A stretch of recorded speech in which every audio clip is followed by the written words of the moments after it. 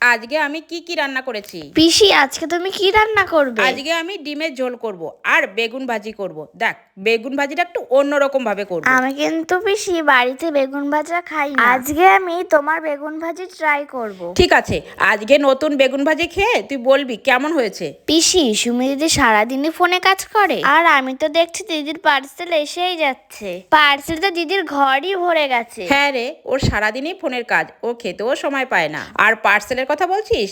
হ্যাঁ, ও দুদিন বাড়িতেই ছিল না, তাই এত পার্সেল জড়ো হয়ে গেছে। আমি শুধু শুনেছি দিদির পার্সেল আসে, কিন্তু এত পার্সেল আসে প্রথম দেখলাম। পিসি, সুমি দিদি রান্না করতে পারে, আমি কিন্তু রান্না করতে পারি। সুমি দিদি তো রান্নার কিছুই জানে না, এবার তুমি কি রান্না করতে পারো বলো তো আমায়। আমি কিন্তু ফ্রাইড রাইস রান্না করতে পারি পিসি। ঠিক আছে, তুমি তাহলে আমাকে রান্না করেই খাইয়ে যাবে। সে নয়, তোমাকে রান্না করেই খাইয়ে যাব। আগে তুমি বলো তো বেগুন ভাজিটা কি করে করবে? তুমি তো বেগুনের মাঝখানটা পুরো কেটেই দিলে। পিয়ালি, তুমি আগে আমার রান্নাটা পুরোটা দেখেই নাও, তবেই বুঝতে পারবে। আবার ডিম পেঁয়াজ এগুলো দিয়ে কি করবে? এগুলো সবকিছু দিয়েই আমি বেগুনটা ভাজি করব। দেখো, কথা বলতে বলতে আমার রান্না পুরো কমপ্লিট, আর সবাইকে খেতেও দিয়ে দিয়েছি। সত্যি পিসি, তোমার হাতে বেগুন ভাজি খেতে খুবই টেস্টি। তোমরা একবার ট্রাই করে দেখো।